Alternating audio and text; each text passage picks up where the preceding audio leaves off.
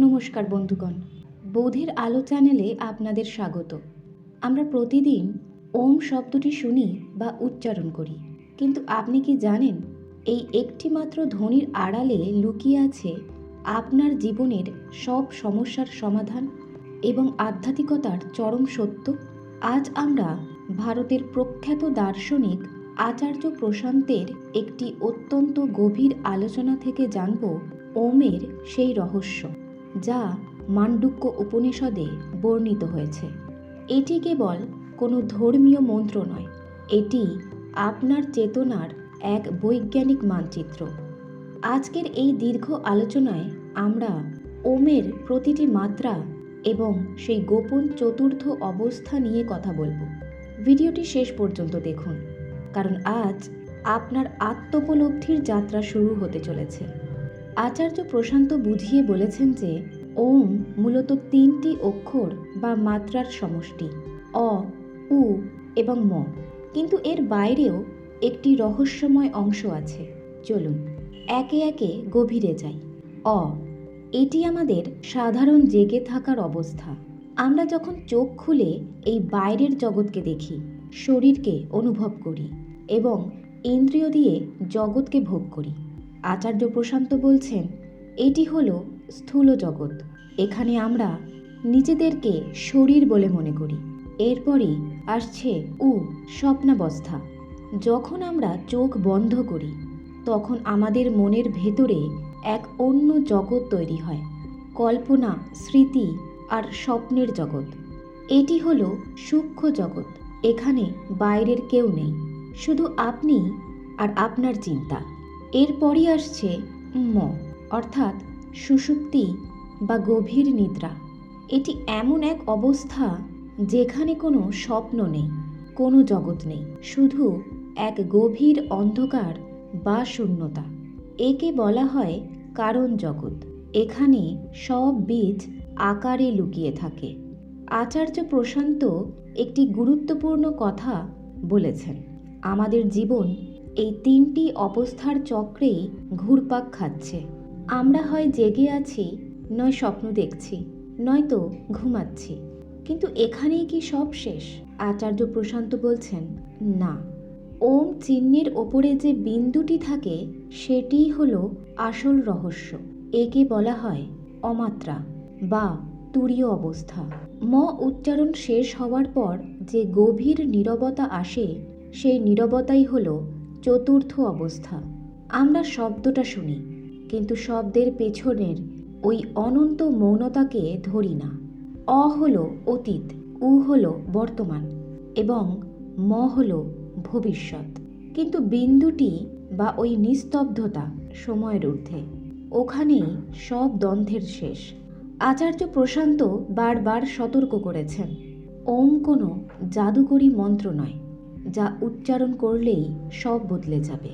ওম হলো একটি আঙুল যা চাঁদের দিকে নির্দেশ করছে। আমাদের লক্ষ্য হওয়া উচিত সেই চাঁদ বা সত্য, শুধু আঙুলটা বা শব্দটা ধরে পড়ে থাকা নয়।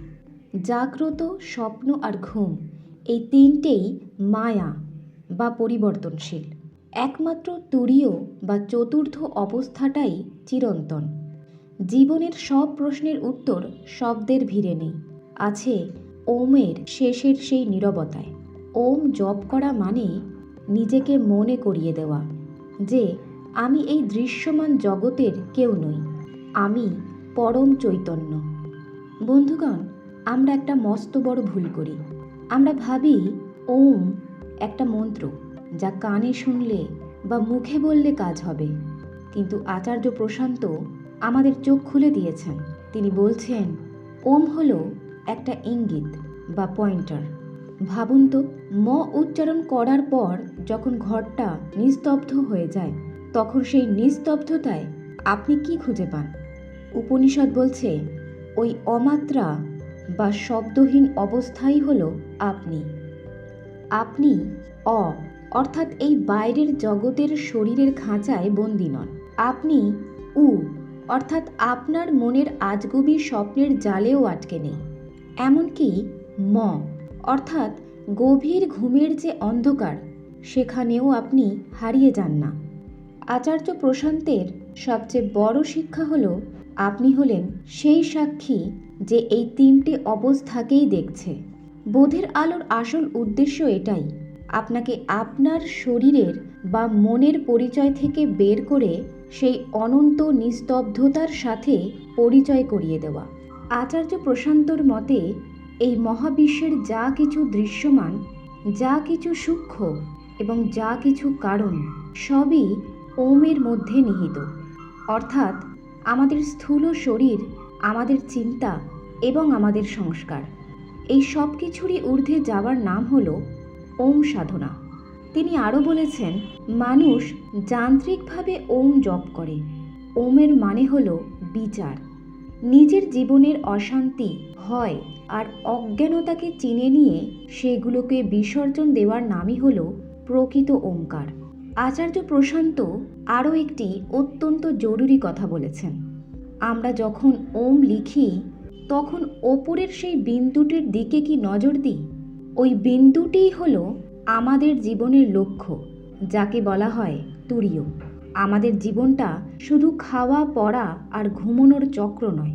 এই চক্রের বাইরে যে এক পরম নিস্তব্ধতা আছে, সেই বিন্দুতে পৌঁছানোই হলো আসল মনুষ্যত্ব। তিনি মনে করিয়ে দিয়েছেন যে ওম কোনো জাদুকরী শব্দ নয় যা উচ্চারণ করলেই সব ঠিক হয়ে যাবে। ওম হলো একটা আয়না। এটি আমাদের দেখায় যে আমরা কতটা আমাদের চিন্তার জালে আর শরীরের মোহে আটকে আছি। যখন আপনি এই আটকানো অবস্থাটা বুঝতে পারবেন, তখনই আপনার ভেতরের সেই বিন্দু বা শুদ্ধ চেতনা জেগে উঠবে। ওম হলো অহংয়ের সমাপ্তি এবং সত্যের শুরু। শব্দ থেকে শব্দহীনতায় যাওয়ার যাত্রাই হলো প্রকৃত আধ্যাত্মিকতা। আচার্য প্রশান্ত বলছেন, অ, উ, ম এই তিনটি অবস্থা আলাদা আলাদা মনে হলেও এগুলোর পেছনে যে দ্রষ্টা বা সাক্ষী আছেন তিনি এক। অর্থাৎ আপনি যখন জেগে থাকেন তখন যে আমিটা অনুভব করেন, আর ঘুমের ঘোরে যে আমিটা থাকে, সেই আমিরই উৎস একটাই। ওম আমাদের সেই এককের দিকে নিয়ে যায়। আচার্য প্রশান্তের মতে মানুষ সাধারণত স্থূল জগতেই আটকে থাকে। ওম আমাদের শেখায় কিভাবে স্থূল থেকে সূক্ষ্ম হয়ে একেবারে কারণাতীত অবস্থায় পৌঁছানো যায়। বন্ধুগণ, বোধের আলো হিসেবে আমি যা অনুভব করি, আমরা সবাই অশান্ত, কারণ আমরা হয় স্থূল জগতের মোহে আটকে আছি, নয়তো আমাদের মনের দুশ্চিন্তার জালে বন্দী। আচার্য প্রশান্ত আমাদের শেখাচ্ছেন কিভাবে এই তিন অবস্থার বাইরে গিয়ে নিজের আসল স্বরূপকে চেনা যায়। আপনি কে? আপনি কি শুধু এই শরীর? আপনি কি শুধু আপনার চিন্তা? না, আপনি হলেন সেই সাক্ষী যে এই জাগরণ, স্বপ্ন আর ঘুম তিনটেকেই দেখছে। যখন আপনি নিজেকে এই সাক্ষী হিসেবে চিনবেন, তখনই আপনার অহংকার বা ইগোর পতন ঘটবে। ম উচ্চারণের সাথে সাথে যেমন আমাদের মুখ বন্ধ হয়ে যায়, ঠিক তেমনই সত্যের সামনে আমাদের সব জাগতিক তর্ক আর চাতুর্য স্তব্ধ হয়ে যাওয়া উচিত। আজকের আলোচনার সবচেয়ে বড় শিক্ষাগুলো এক নজরে দেখে নিন। ওম হল স্থূল, সূক্ষ্ম এবং কারণ জগতের একীভূত রূপ। শব্দের চেয়েও শক্তিশালী হল শব্দের পরের নিস্তব্ধতা বা অমাত্রা। আমরা সেই পরম চেতনার অংশ যা এই তিন অবস্থার কোনোটাতেই নষ্ট হয় না।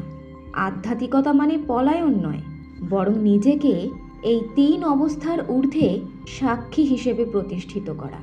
আচার্য প্রশান্তের এই গভীর দর্শন আমাদের শেখায় যে জীবনের সব কোলাহলের শেষ গন্তব্য হল শান্তি।